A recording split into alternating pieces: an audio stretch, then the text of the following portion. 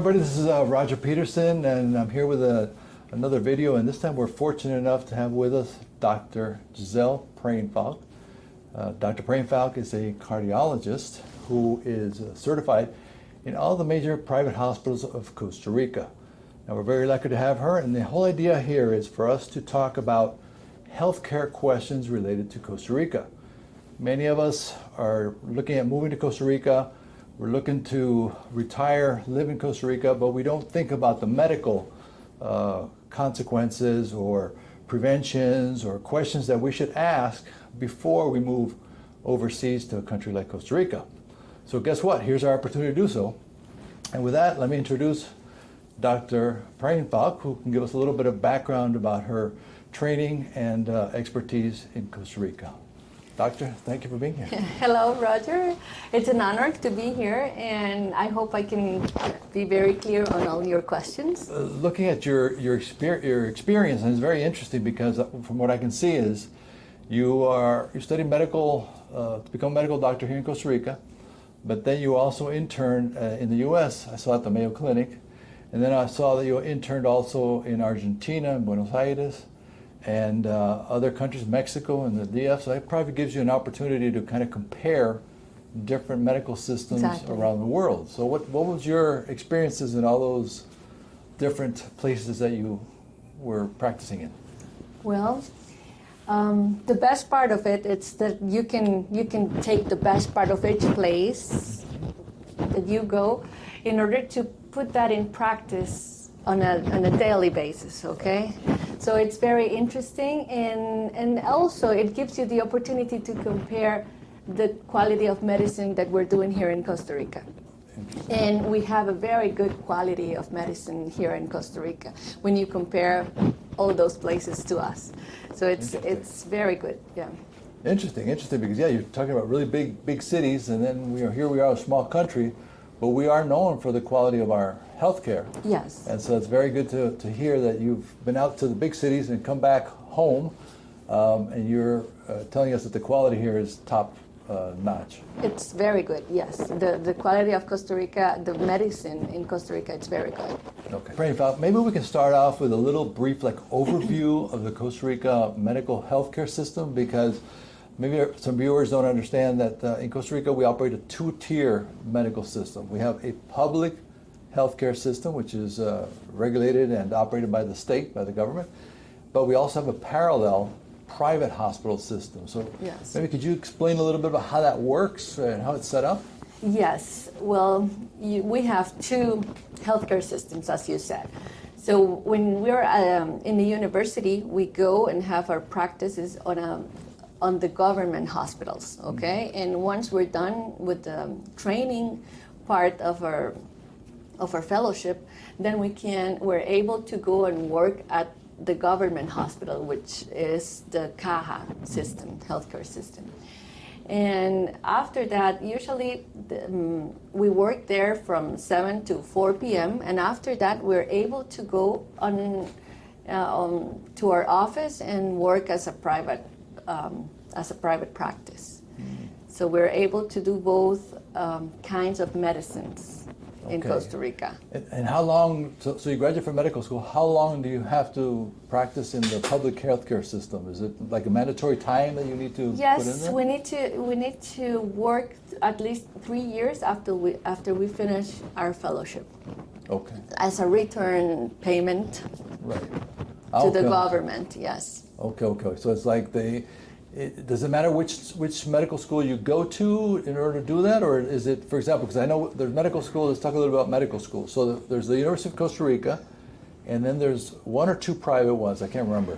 Yes, so we have the process to become a doctor, it's a very long process. Yeah. So at the beginning, we have several universities that can teach you to be a general physician, okay? But for the fellowship, there's only the Costa Rican University where you have to go to, okay? So it's only the Costa Rican University.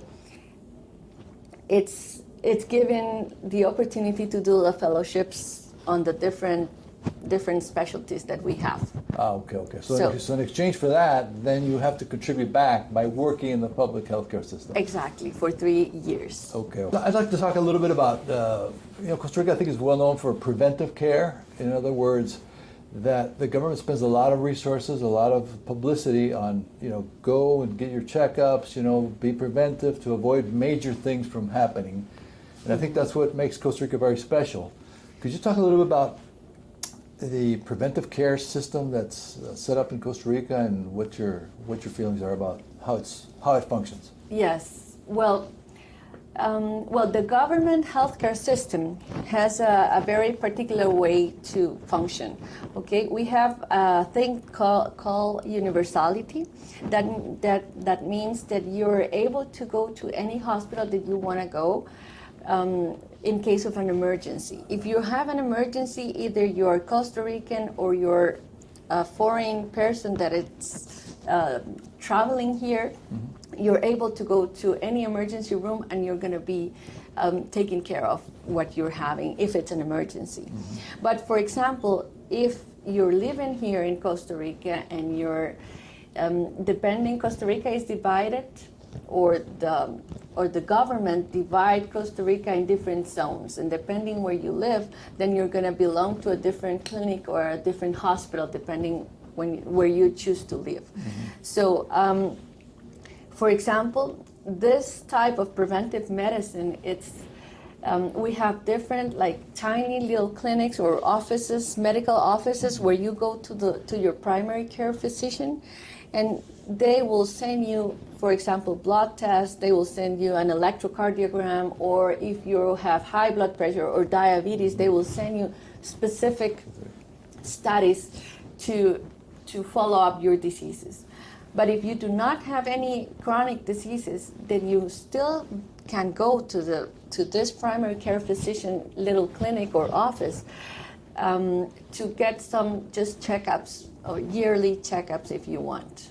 Okay, so that little medical office that you're referring to is like the first step in the medical chain in Costa Rica. Exactly. It's like the first step in the medical chain. After this, for example, if you have a disease that the primary care physician couldn't handle or couldn't take care of, then this doctor will send you to the next step, which is like the second degree of care. Let's say it's a bigger clinic or a tiny hospital, okay, which is the next step on the chain of this healthcare system in Costa Rica, where you can go and you have, for example, you can be seen by a cardiologist or a specialist that you have, or, for example, depending on the disease that you have, the primary care physician will send you there, or a gastroenterologist, or whatever you need. And then if they're not able to solve your problem, let's say you need a big surgery, or you have, for example, bowel cancer or colon cancer, or you need a heart surgery, then you will be transferred to the next step, which is a bigger hospital, and they will take care of you. That's the last step. So they will take care of you, or they will send you whatever medication you need in the world. That's the good part of La Caja as well. Depending on what you have, if what you need we do not have it here in Costa Rica, they will bring it over to you. Anything, if you need it, if you really need it, and we cannot give it to you, they will do the process. Of course, it will take time, but they will do the process. And that brings up an interesting question, because we hear in a lot of places a comparison about a public healthcare system where time depends on the urgency of the treatment. So maybe you can talk a little bit about that. Let's say I need something that's not an emergency, but I need to have it done in the public hospital. How do they determine the wait listing and the time? Yes, well, that's the problem here in Costa Rica, the waiting list. Okay, at La Caja you have a long waiting list. So you might wait, for example, if you have bladder stones, for example, and you need to be removed, you need to have your bladder removed, for example, which is, it's not an emergency surgery, but in Costa Rica we have like 2 or 3 years waiting list Wow. to do that. So that's the difference between the healthcare system from the government than the private healthcare system. Because here in Costa Rica, you do not need to go on the private practice, you do not need to go to a primary care physician to be transferred to a specialist. You can book directly the appointment with the specialist. For example, in this case, with the bladder stones, you can book the appointment directly with the surgeon, and they will plan the surgery and they will schedule everything, and then you can have your bladder removed the next day or even the same day. But of course, you need to pay for that. That's okay.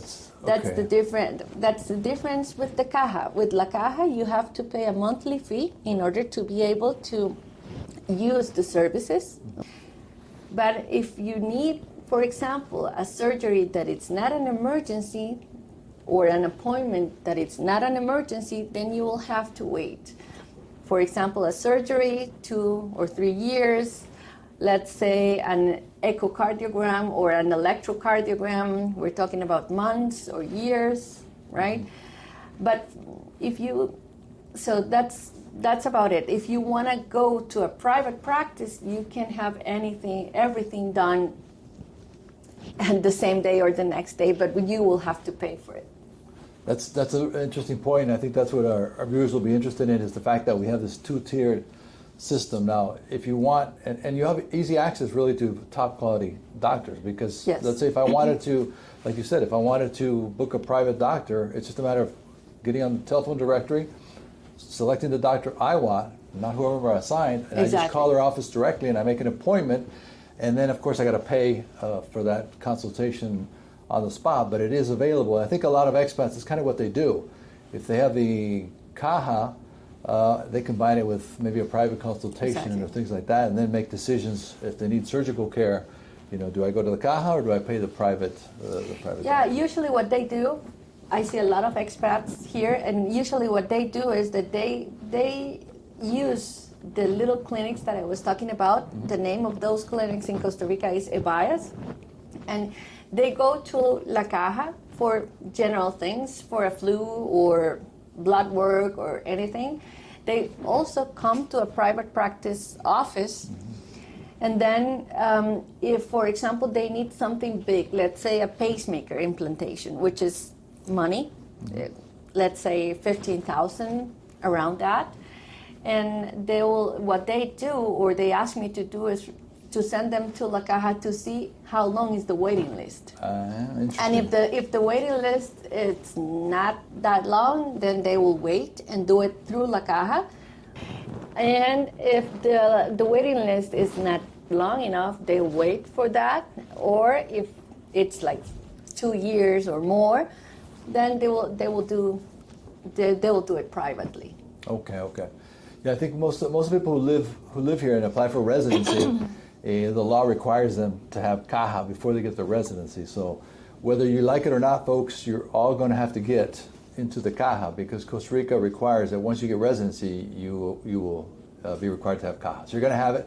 Some people use it. Some people have private insurance on the side as well, and they use their private insurance here in Costa Rica. But these are very important considerations that you need to take into account when you decide to move to Costa Rica. Are you going to be using the local public healthcare system? Do you have a really good international policy that you can use in Costa Rica? Or are you going to have to be paying cash when you're in Costa Rica? So keep these things in mind as you make your plan to move to Costa Rica. Dr. Preinfalk, the next thing, let's take a scenario. So okay. You're a cardiologist. So let's say somebody, an expat, let's say he has caja, and okay. he's living here in Costa Rica. Let's say in the Central Valley somewhere, close by to San Jose, and he's got heart issues. He's thinking he has a heart attack. How does he get admitted to the public hospital? What would that procedure look like? Okay. For caja first. Okay, so if it's something that big as a heart attack, if you feel that, then you will have to go to the biggest hospital that you belong to. As I was telling you, Costa Rica is divided into different zones, and depending on the zone that you live, then you will have a hospital assigned to you. So if you live near Pavas, for example, you need to go to Hospital San Juan de Dios. You go to the emergency room and they will take care of you. And on the three main hospitals in Costa Rica, San Juan de Dios, Hospital Calderón Guardia, and Hospital Mexico, they will have 24/7 a cardiologist that it's a hemodynamic cardiologist, a specialist, and he will do the coronary angiogram right away if the patient needs to.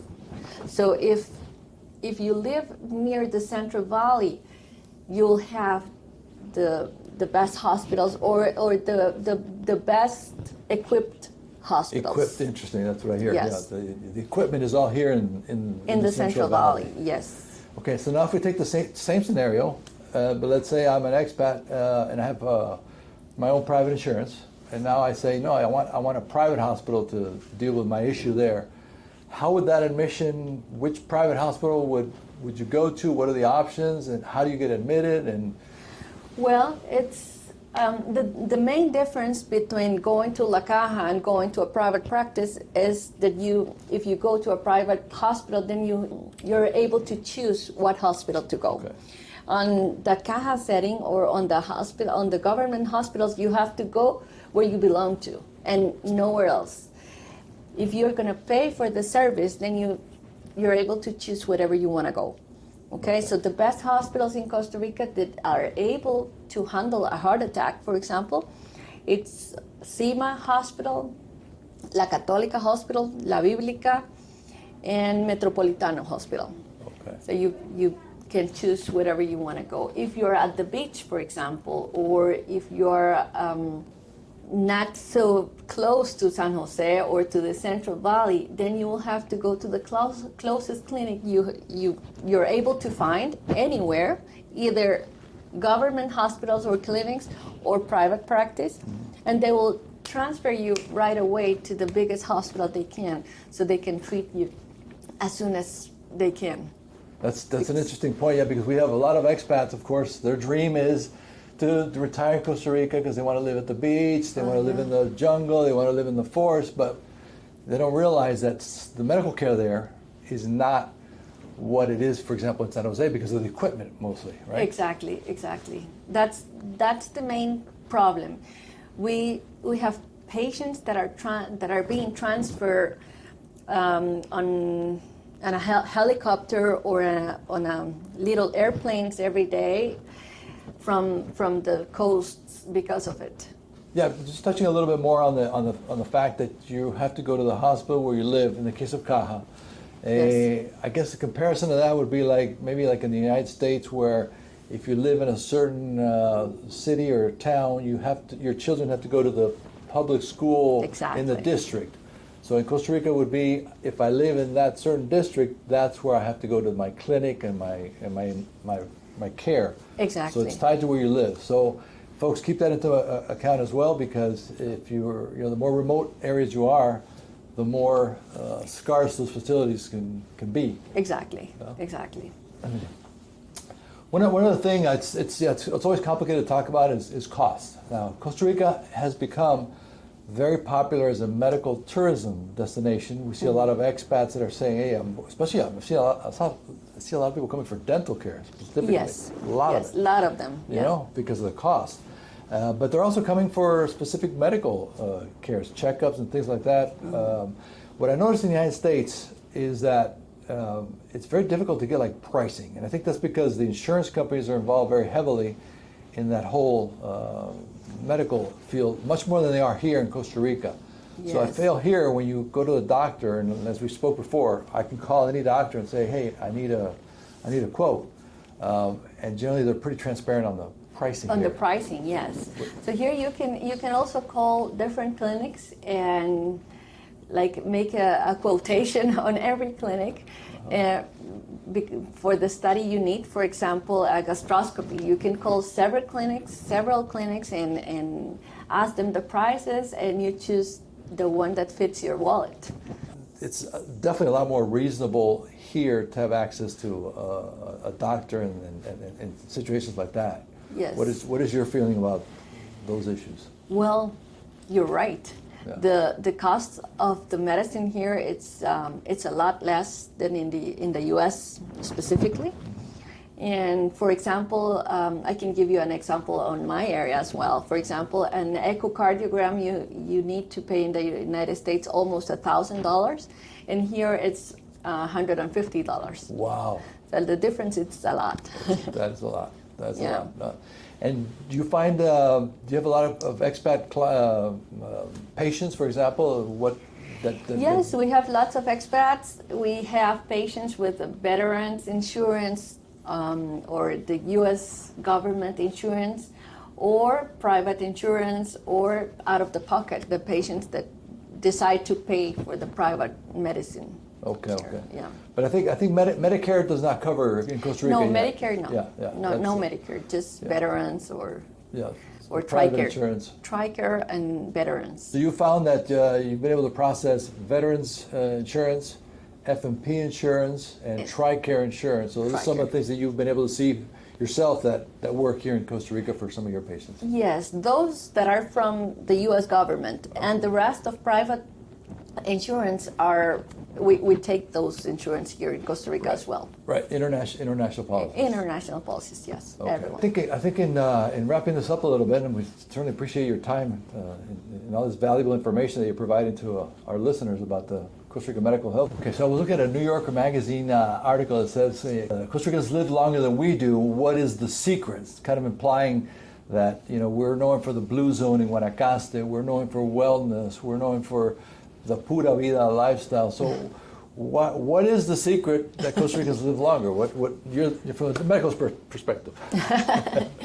Well, I think there are several reasons why. I think we have a very high quality professionals that have been trained all over the world, and they come back here and do their practice here, so we have all the benefit from them as well. Right. The other point is that all this way that the Costa Rican government divided the Costa Rica into different zones, and we have different like little clinics or different medical offices that takes care of a tiny amount of population. It's very helpful because that population can go to the medical doctor and have their blood test done and everything. And mostly because La Caja and all the private practice doctors also promote the physical exercise, the preventive medicine. It's mostly the physical exercise, a healthy diet, and a healthy life, okay? And also Costa Rica has been known as the happiest country in the world, as you said. That's right, that's right. Pura vida. Yeah. I really want to thank you once again for all your time and be able to share all these experiences that you have with our viewers. And I want to thank you very much for your time, and we really appreciate it very much. No, thank you. Thank you for watching this video interview about the Costa Rican healthcare system. If you have any questions or comments, please let me know. If you're not subscribed to the channel, please do so now so we can continue to produce informational videos for you about moving, retiring, working, or living in Costa Rica. See you on the next one.